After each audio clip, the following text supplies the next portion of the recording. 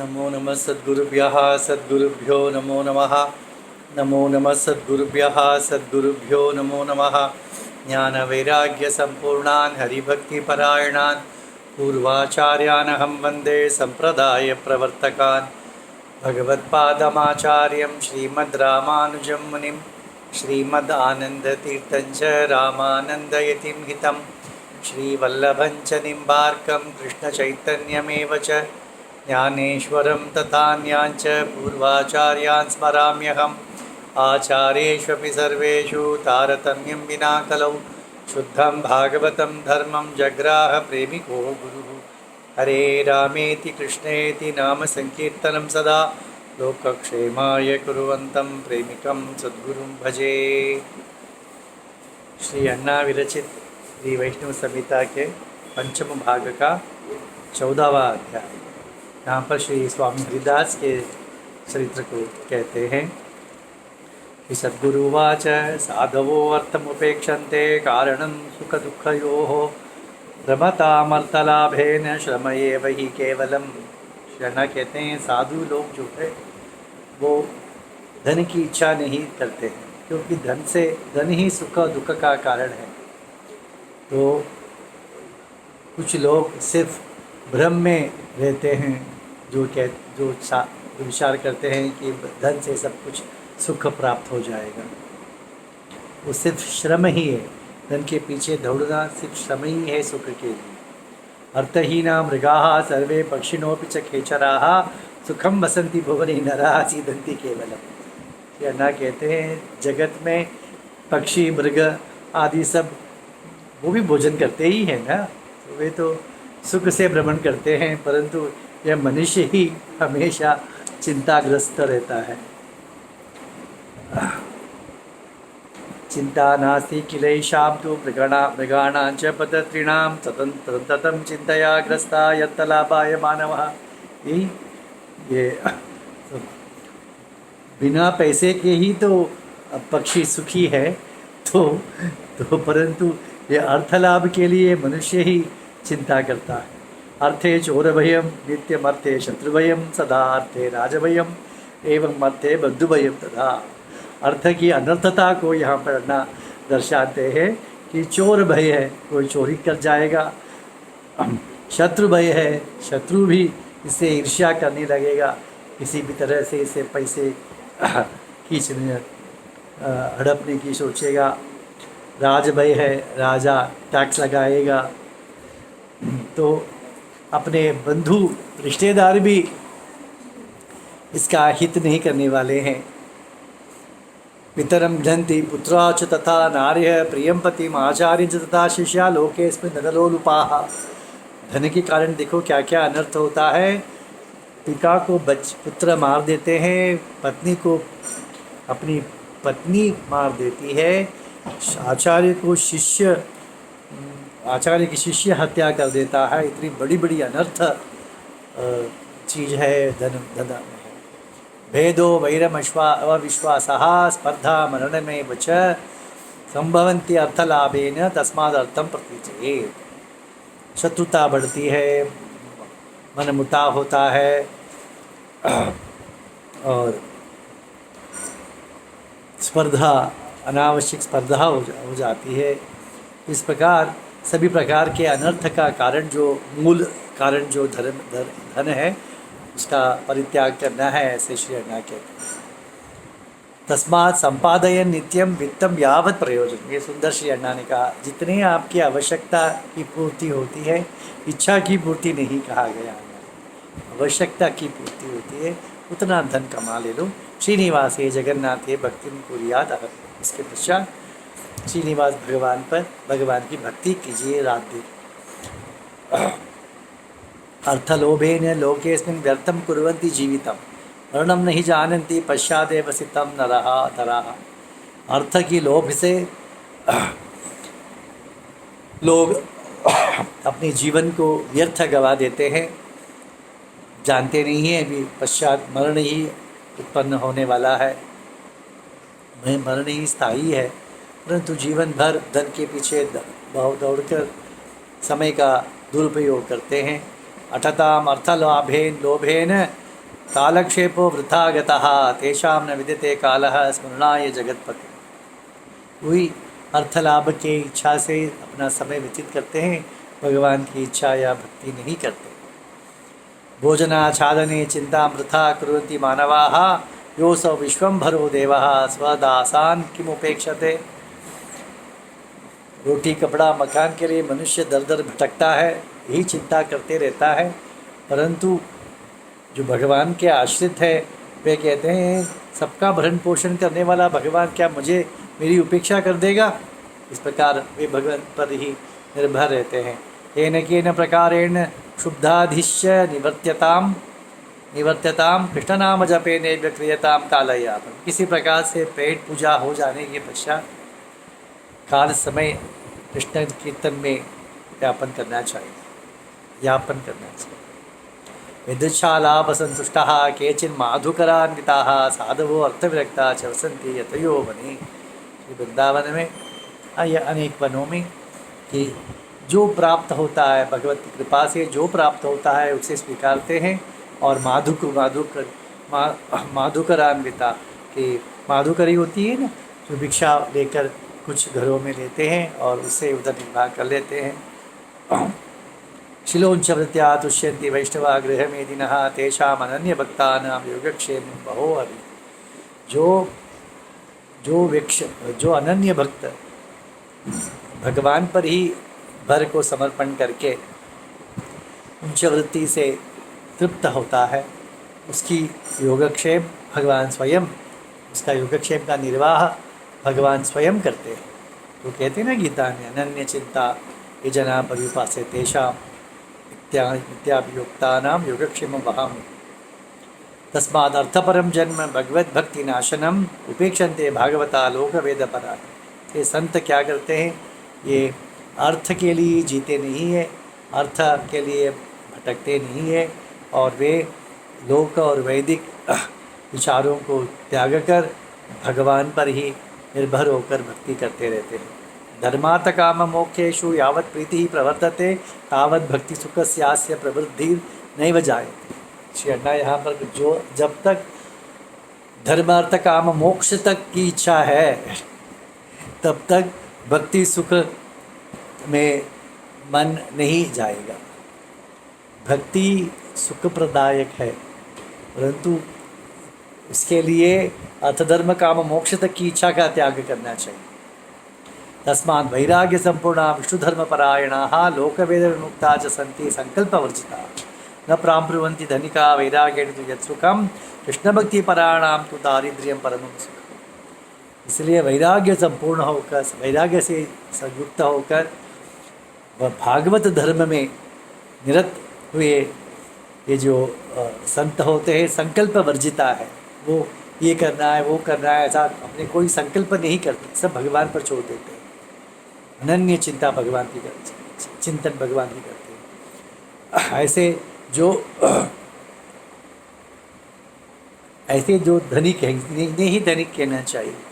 ये वैराग्य रूपी, वैराग्य से सुख प्राप्त करते हैं और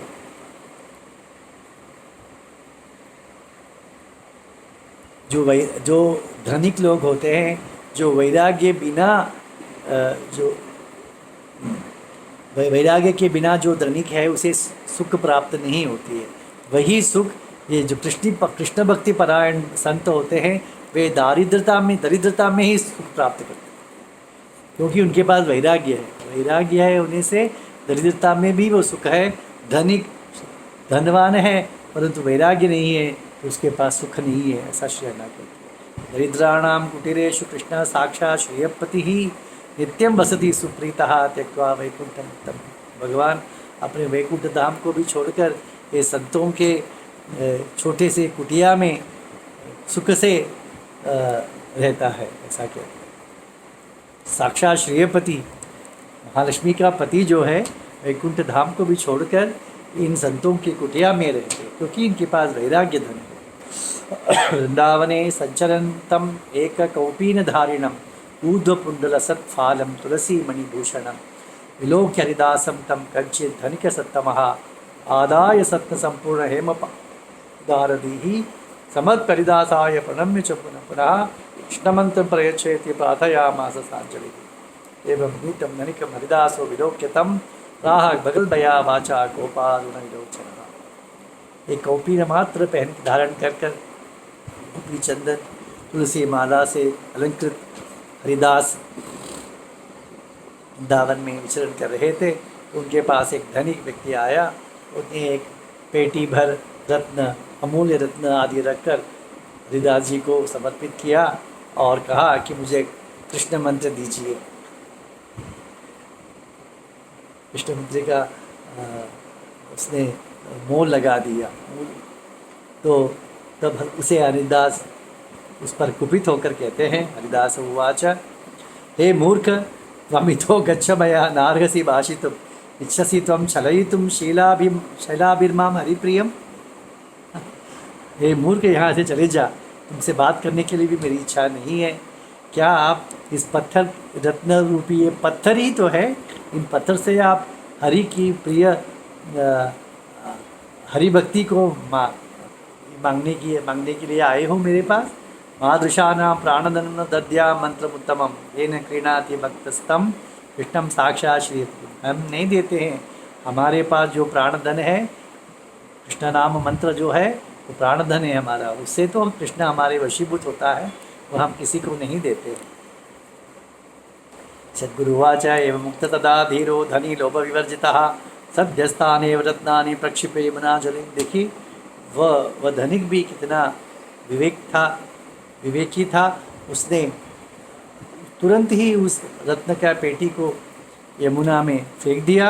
स्वामी प्रसीद में क्षिप्रम अपराधम क्षमस्व में। हरिदास स्वामी जी से अपराध क्षमा की याचना करने लगा। जानामि त्वां महात्मानं नयन वैराग्य संवितुं। मैं जानता हूँ आप ज्ञान वैराग्य के युक्त हो। प्रयच्छ मंत्र कृष्ण से लभ्यते ये मन माधवः सततम देहि में दास्यम शिष्य माम मुझे शिष्य स्वीकार दीजिए और मुझे वह मंत्र दीजिए जिससे मैं कृष्ण को प्राप्त करूँ। इति बद्धांजलि दीनस्तमेव शरणं यतः बाष्पूर्ण मुखो भक्त चरणावधि। भगवान स्वामी के चरणों को पकड़ लिया और आँखों से अश्रु विमोचन करते हुए उससे प्रार्थना करने लगा। तदा हरिदासोपि कृपयैवावलोक्यतं हुआ समुद्रम वाक्यम प्रेम वात्सल्य। तो हरिदास जी भी वात्सल्य से भर उससे वचन कहने लगे। हरिदास उवाच स्वागतं ते महाप्राज्ञ शिष्याणाम् उत्तमो भवान् अर्थलोभं परित्यज्य यन्मां शरणां गच्छरणम् आगतः। आपका स्वागत हो हे महाप्राज्ञ, तुम तो मेरे शिष्यों में उत्तम शिष्य हो, क्योंकि तुमने अर्थलोभ, धन का जो लोभ है उसको त्याग कर मेरे शरण आए हो। देवानाम उत्तमो देवो भगवान श्याम सुंदरः नित्यं वृंदावने दिव्ये क्रीडति प्रेयसी गणैः। देवताओं का जो देव है, जो श्याम सुंदर भगवान है, वो नित्य वृंदावन में अपने गोपीजनों से नित्य क्रीड़ा करता है। शुद्धे यस्य हृदये वतते प्रेम दुर्लभम तस्यैव भगवान कृष्ण प्रसीदति न चान्यथा।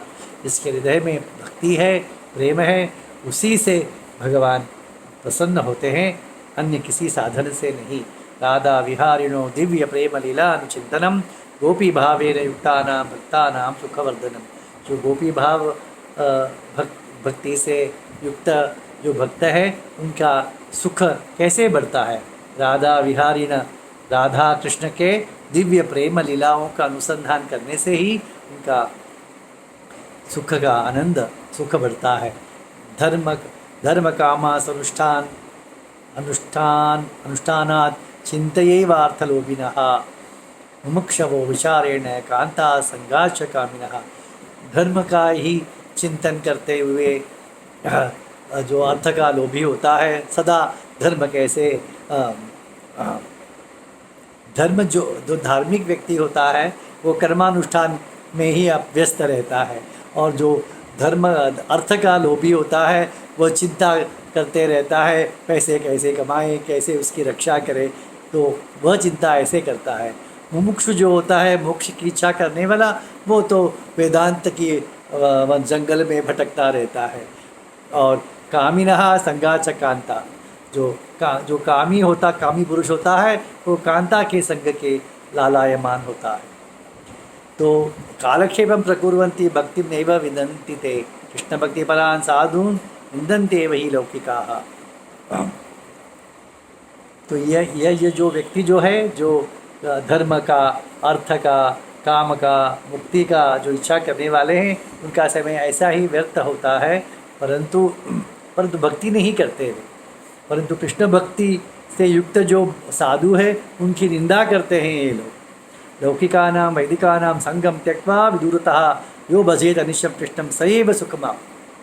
वही भक्त सुख की प्राप्ति करता है, वो जो लौकिक वैदिक लोगों के संग का त्याग करके कृष्ण भक्ति करता है। राधिका वल्लभम ध्यायन् तस्य नामानि कीर्तयन् आनंद बाष्पसु सिद्धो भक्तिम कुर्यात् हर्षेण। राधा वल्लभ का ध्यान करते हुए, उनका नाम संकीर्तन करते हुए मन द्रवित हो जाता है। उसे रात दिन ही ऐसे भक्ति करते रहना, तभी आप सुख प्राप्त करोगे। नीचोहमिति भावेन विनीतो वैष्णवान् सदा पूजयेत् भक्ति संयुक्तो यतः प्रीणाति माधव। अपने आप को बहुत ही नीच मानना चाहिए। अत्यंत नम्र भाव से वैष्णवों की कैंकर्य सेवा करने से भगवान प्रसन्न होते हैं। सत्संगेन विशुद्धात्मा काम क्रोध विवर्जितः प्राप्नोति च परां भक्तिं गोविंदे भक्तवत्सले। तो सत्संग से ही मन शुद्ध होता है, तो वह काम क्रोध से आदि दोषों से मुक्त हो जाता है और कृष्ण में पराम भक्ति को प्राप्त करता है, ऐसा कहते हैं। तो सत्संग ही सबका मूल कारण है। निस्वार्थ जीवनाः सन्तः सन्ति भागवतोत्तमाः पावितं भुवनं सर्वं तेषां पादाब्जरेणुभिः। ये जो संत होते हैं, निस्वार्थ होते हैं, अब सभी जगह भ्रमण करते हुए अपने पाद धूलि से सबको पवित्र करते हैं। अन्य हमेशा कहते हैं साधु एक स्थान पर एकांत में रखकर कृष्ण ध्यान कर सकते थे, परंतु नहीं, वे नगर गांव भ्रमण करते हैं कि लोगों की कृपा करने के लिए। और उनके यही बड़ी कृपा है, अन्ना हमेशा कहते हैं यही बड़ी कृपा है उनकी कि वे भ्रमण करके लोगों को सत्संग देते हैं, अपनी पाद धूलि से पावन करते हैं। आनंद बाष्प नयनम कृष्ण के तत्परम पश्यन्ति ये भागवतम भाग्यवंतो नराहित।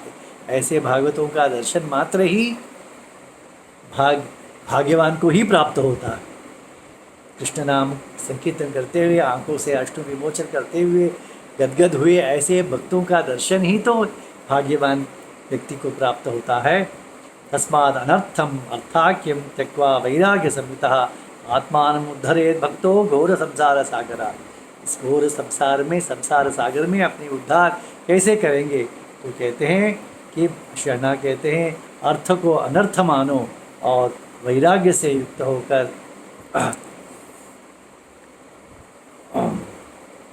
भगवान की भक्ति से ही अपने आप का उद्धार कर लो।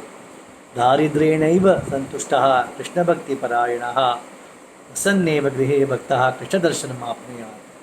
तो दरिद्रता से युक्त है, दरिद्र है, परंतु घर में रहकर ही कृष्ण भक्ति करता है। ऐसे व्यक्ति को प्रसन्न, ऐसे घर में ही रहकर जो व्यक्ति भक्त है उसके वह कृष्ण दर्शन को प्राप्त करता है। अत्रैव मानुषे लोके भक्तिलोचन संहितः यो न पश्यन्ति गोविंदम तस्य जन्म वृथा वृथा। श्री अन्ना कहते हैं कि इसी जन्म में, इस मनुष्य लोक में रहते हुए जो भक्ति रूप आँखों से भगवान को नहीं देखता है, उसका जीवन व्यर्थ है, ऐसे 2 बार कहते हैं। धर्माच धनलाभाच कामाचैव अपवर्गतः जनानां दुर्बलच्चैतत्तमं कृष्णदर्शनम्। जो धर्म अर्थ काम मोक्ष की इच्छा है से ग्रस्त है, वे उन्हें कृष्ण दर्शन प्राप्त होना अत्यंत दुर्लभ है। धर्माय च अर्थलाभाय कामाय विमुक्तये यतन्ते सततं मत्या दर्शनाय न वै हरेः। परंतु लोग बहुत प्रयत्न करते हैं धर्म अर्थ काम मोक्ष के लिए, परंतु भगवान की दर्शन के लिए कोई यत्न नहीं करता है। कृष्ण से दर्शनम कर्तुमुपायं प्रवदामि ते सर्वान् कामान् परित्यज्य तस्मिन् भक्तिं सदा ते। हरिदास कहते हैं कृष्ण दर्शन के लिए एक उत्तम साधन में तुमसे आपसे कहता हूँ, सभी इच्छाओं को त्याग कर कृष्ण में भक्ति करो, इससे ही कृष्ण प्रसन्न होकर तुम्हें दर्शन देंगे। सद्गुरुवाच आकर्ण्य हरिदासेन कथितं भक्ति साधनं प्रहृष्टकृतसज्जनस्तस्य शरणौ शरणं गतः। साधूनां दर्शनं पुण्यं ज्ञानवैराग्यदायकं यदृच्छया यः करोति संसारात् स विमुच्यते। तो हरिदास के मुख से निकले हुए इस भक्ति साधन रूपी उपदेश को पाकर प्रसन्न हुए वह धनिक और उनका हरिदास जी का शरणापन्न हुआ। वो साधूनाम दर्शनम पुण्यम ज्ञान वैराग्यदायक, साधु के दर्शन मात्र से ही ज्ञान वैराग्य उत्पन्न हो जाता है। सच्चे सच्चे साधु हो उनका दर्शन मात्र से ही अपना मन अपने आप शांत हो जाता है। यदृच्छया यह करोति संसारात् स विमुच्यते। तो अपनी कृपा से वे संसार से हमें मुक्त कर देते हैं। विरक्तापि ते भक्ताः कृपया परिपूरिताः उपदेशं कुर्वन्ति शिष्येभ्यः शिष्यवत्सलाः। ते